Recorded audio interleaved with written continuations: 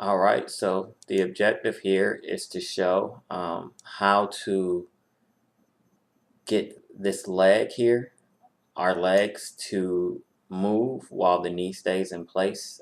Jacob just went over basically about how when we walk, the knee doesn't move when it gets to a certain place, which is why Jason did the FKIK switch. Um, I'm a little nervous about doing this one because I didn't do it that great. But if you can figure out where my mistake is, because my knee does go down at one point, then feel free to correct it. But I will tell you how to fix it for the most part. All right, so again, when we walk, our leg, our knee stops at a certain point, and then the leg brings itself forward. It's kind of hard to do on purpose. I know because like I said, I tore all the ligaments in my knee before. And if you were to do that and you don't have the ligaments to support you, what happens is your foot stops about right here and it'll come straight down. You cannot swing your leg forward when your ligaments aren't there. It's really difficult. You also can't push off that well, but the hardest part is swinging your leg forward. It's just a pure pain that you don't want to suffer. So what you'll do is you'll throw your leg down straight here. So what you're doing right now is in IK, you're trying to build ligaments. And here's how I did it. If you can see my graph, it's very wavy. It's not, it's very going up and down on each curve, on each key. So all my keys are set in this area.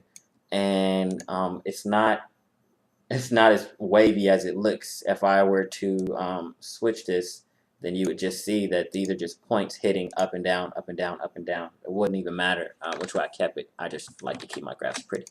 All right, so here's what I did. When I get to Y, notice where my heel is and the arc that I have. This is my toe pivot. As you can see, my toe pivot here is about 25. When I get to 11, I kill that toe pivot quite a bit. As Jacob said, you can trip over a rock when you walk. That's kind of what I was going for, a very low to the ground change. So changing my pivot so quickly, what it allows me to do, and obviously I could have just had this even lower. It doesn't have to change that quickly, but what it allows me to do is bring the Y up, which brings my foot down. So raising my Y here brings my foot down to the ground when I lower that toe pivot. So when I go on to 12, it's time to raise that heel back up. So now it reverses. I don't know if this makes sense, but now, well, obviously going down is going to bring my foot up. Okay, so you have to kind of look. And what I did was I drew on my screen. I took an expo marker and I kind of hinted where my knee was just to make sure that it kind of stays in the same place.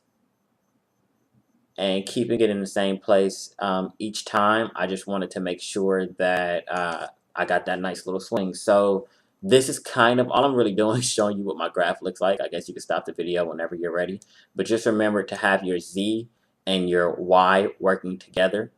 The best thing you can do is get your Z axis down, pat, so that you know how you want it swinging forward and where you want it to be, and then go in and adjust your Y so that there's a very up down motion, and that will keep your knee in place without having to do an FKIK switch.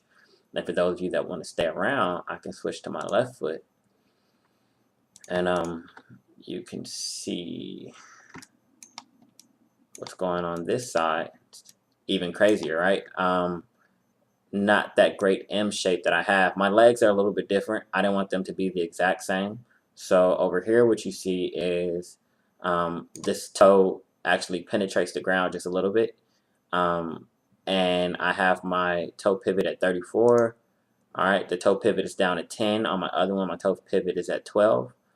And I have the Y-axis here. If I were to bring this down, the heel would come down. I would need to lower my toe pivot.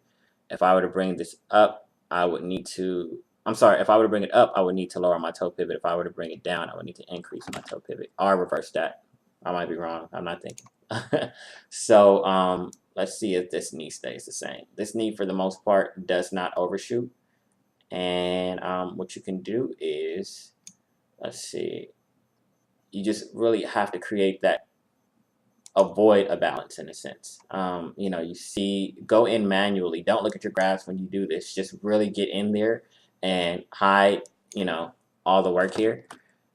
Whoops. And you really have to get in there and look to see, okay, my knee's here, and I need to decrease Y, increase it, and, you know, go for the toe pivot. I work, or, you know, I mean, it's still possible to work in the graphs and get this done, but it's kind of a little difficult. You don't want to be able to see both at the same time. Just make sure that whatever you're doing, you're counterbalancing it. Make sure that, again, I'll just go over it. I do my Z first. I do my Y next, and I put my foot where it needs to be. For example, if I were to raise this foot, lower the foot here. Let's go to one that's a little better.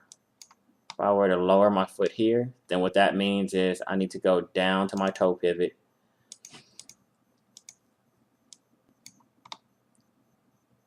And I would need to lower it, and I would have to go back up to my Y because it actually penetrates the ground regardless, and raise it. Obviously, I could do it in my channel box, which is what I should have done.